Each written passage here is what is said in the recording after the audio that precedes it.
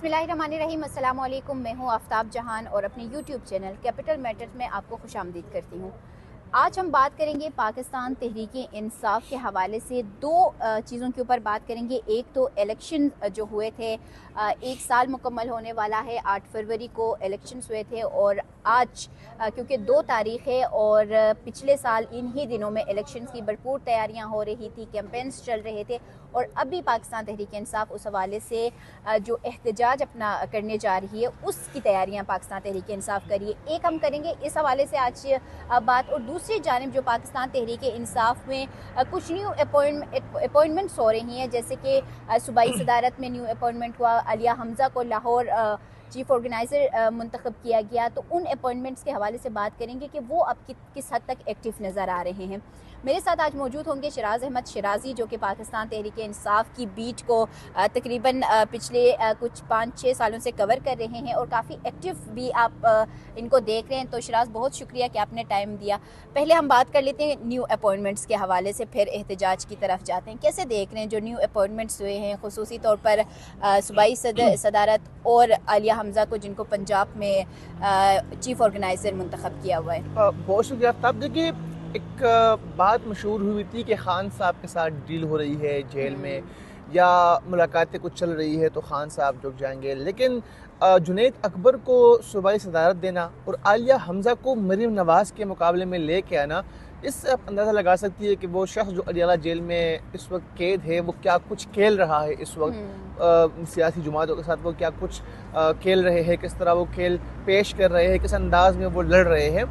आलिया हमज़ा की जहाँ तक बात है, आफ्ताब तकरीबन 16 महीने वो जेल में गुजार चुकी थी और सिर्फ इस बात पे कि वो कंप्रोमाइज़ नहीं हो रही थी, सिर्फ इस बात पे कि वो डील नहीं कर रही थी, और एक ख़ातून के लिए, और वो ऐसी ख़ातून के जिनके बच्चे भी हो, जिनकी बूढ़ी माँ भी हो, उसके लिए जेल में 3-4 दिन गुजारना भी काफ़ी मुश्किल होता है। लेकिन उन्होंने 16 माह जेल में सरवाइव किया, वो लड़ती रही, मुकदमात फेस करती रही। और आपको याद है जब लास्ट टाइम हम उनका इंटरव्यू कर रहे थे तो मैंने कहा कितने केसेस है, तो उन्होंने कहा कि मुझे पता भी नहीं है कि कितने केसेस हैं। रोज़ाना उनकी कभी ATC रावलपिंडी, कभी ATC लाहौर, कभी कहाँ वो पेशा भुगत रही होती है। और आपने ख़ुद भी देखा, हमने 4 अक्टूबर को देखा, हमने 26 नवंबर को देखा कि कोई और इस्लामाबाद पहुंचे ना पहुंचे, आलिया हमज़ा ज़रूर पहुंची होती है। वर्कर्स के घर जाना हो, वर्कर्स को मोबिलाइज करना हो, सोशल मीडिया के ऊपर एहतजाजी मुजाहरों में, तो आलिया हमज़ा पेश होती है। और आज भी हमने देखा कि उनकी एक मुलाकात जो है वो महमूद खान अचकज़ई के साथ जो है हुई है, उसमें भी काफ़ी डेवलपमेंट सामने आ रही है। तो एक तरफ आलिया हमज़ा, पंजाब में पाकिस्तान तहरीक-ए-इंसाफ को मरीम नवाज़ के मुकाबले में कोई खातून चाहिए थी और वो चीफ ऑर्गेनाइज़र आलिया हमज़ा को बना दिया गया, और वो जिस दिन उनको चीफ ऑर्गेनाइजर बनाया गया है उस दिन से वो एक्टिव है, यानी उस दिन से लेकर अभी तक। कल भी आपने देखा उनकी गिरफ्तारी के छापे भी मारे गए, लेकिन वो 2 महीने डिटेन रहने के बावजूद भी 2 घंटे महीनों का जिक्र कर रहे थे, 2 महीने 2 घंटे 2 घंटे डिटेन रहने के बाद भी वो उसी तरह लड़ती रही वर्कर्स के साथ, तो वर्कर्स के दरमियान जो है वो वहाँ पर बैठी रही। तो अब काफी एक्टिव और काफी मैं समझता हूँ कि बहुत ही बेहतरीन तब्दीली है आलिया हमज़ा को। अपॉइंटमेंट पंजाब में हुई है। अब आते हैं KP के ऊपर। जुनैद अकबर के हवाले से अगर बात करूँ तो जुनैद अकबर भी पाकिस्तान तहरीक-ए-इंसाफ के उन कारकुनान में से है कि जो बिल्कुल निचले तबके से ऊपर वो आया है। और आपने देखा होगा कि 9 मई के बाद उनको भी जेल में रखा गया, उनको भी एक ही सर्दी में एक ही चटाई के ऊपर उनको जेल में रखा गया। उनकी तस्वीरें भी काफ़ी वायरल है, लेकिन वो डटे रहे। पार्टी के अंदर के मामलात हो उन पर भी उनकी गहरी नज़र होती थी। फिर जहाँ ग्रुप बंदी की बात होती है, आपने एक हफ्ता के आप भी कॉल करती है पाकिस्तान तहरीक-ए-इंसाफ को, खैबर पख्तूनख्वा में इस वक्त PTI में काफ़ी ग्रुप बंदियाँ है, मुख्तलिफ लोगों की अपने अपने ग्रुप है, लेकिन जुनैद अकबर सबको मिल के चलाने वाले हैं। और आपने देखा भी होगा कि 9 मई वाक़यात में उनका नाम भी आया था, वो भी कैद में सऊबतें बर्दाश्त करते रहे, लेकिन उसके बावजूद भी मलाकंड रीजन की सदारत उनके पास थी और मलाकंड डिवीजन के तमाम जो टिकट थे वो उन्होंने नहीं दिए थे, तमाम जो वर्कर्स थे उनको। तो काफ़ी बेहतरीन अंदाज में वो पाकिस्तान तहरीक-ए-इंसाफ के वर्कर्स को आगे लेके जा रहे थे। लास्ट टाइम उनके एक तकरीर का एक क्लिप भी बड़ा वायरल हुआ, उन्होंने कहा कि मैं इस्लामाबाद जाऊँगा तो वहाँ से वापस नहीं आऊँगा।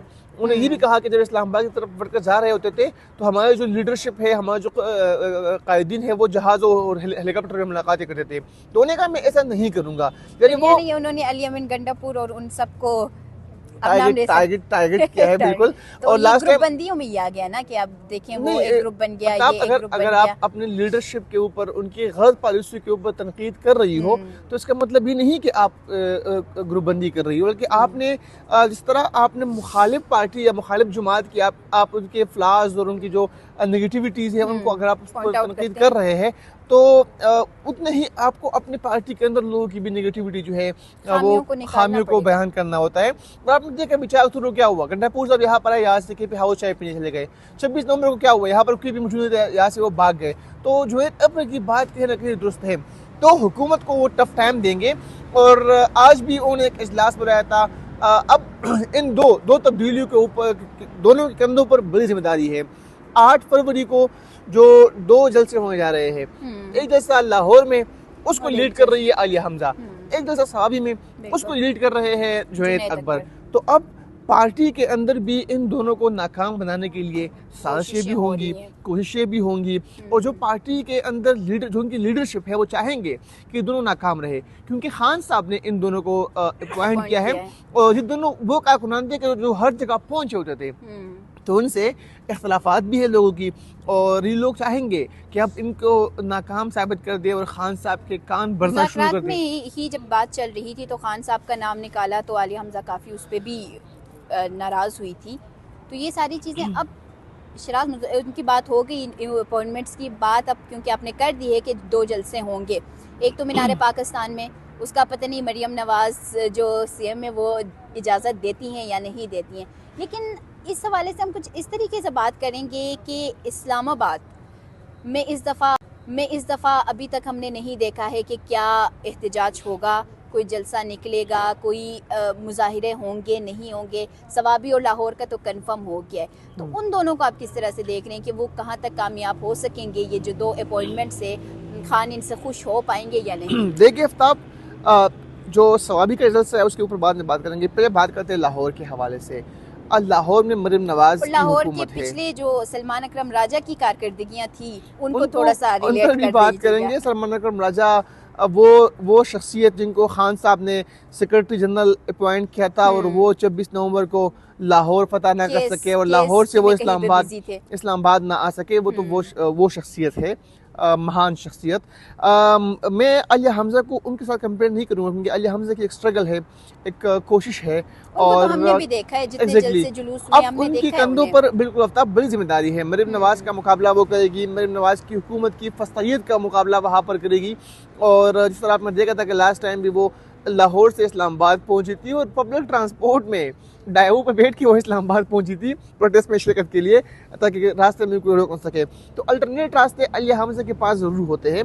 और इस जो 8 फरवरी को जो मीनार पाकिस्तान के मुकाम पर जलसा है उसको भी कामयाब बनाने के लिए उनकी कोशिशें, काविशें तेज़ है। और लग रहा है कि वो कहीं ना कहीं अपनी मकासद में कामयाब हो पाएगी। उसकी बुनियादी वजह यह है कि वर्कर मोबिलाइज है। आपने 26 नवंबर को देखा लाहौर से जो मेन सिटी है वहाँ से कोई नहीं आया था। यहाँ शेलंग जो काई है वो साउथ पंजाब के लोगों ने काई, यहाँ रबड़ी की गुल्ला जो बरसी है वो KP के लोगों पे बरसी है। तो लाहौर के वर्कर्स मोबिलाइज है, उनको मोबिलाइजेशन के लिए ही आलिया हमजा को जिम्मेदारी दी है। और वर्कर उनसे खुश भी है, बेइंतहा खुश है, क्योंकि वो घर घर जाती है, सबका वो ख्याल रखती है, सबको जानती भी है। और लाहौर जो मीनार पाकिस्तान का जो हल्का है वो है ही आलिया हमजा का।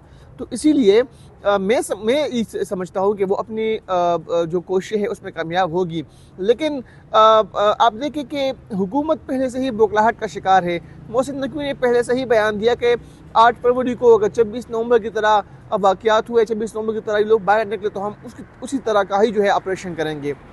तो इससे आप अंदाज़ा लगा लें कि हुकूमत इस वक्त कितनी बुखलाहट का शिकार है। लेकिन नहीं, अब आपका आइन आपको हक देता है, आपका कॉन्स्टिट्यूशन आपको राइट देता है कि आप अपने हक के लिए बाहर निकले। और पाकिस्तान तहरीक इंसाफ का ये बयानिया है कि 8 फरवरी के इंतखाबात पर डाका डाला गया है। आपने खुद यहाँ पर कवर किया, मैंने कश्मीर के इंतखाबात कवर किए, मैंने GB के इंतखाबात कवर किए, मैंने KP के बलदियाती इंतखाबात कवर किए। जो इस दफ़ा 8 फरवरी के इंतखाबात में हुआ वो आपने भी देखा, हम सब ने वो देखा।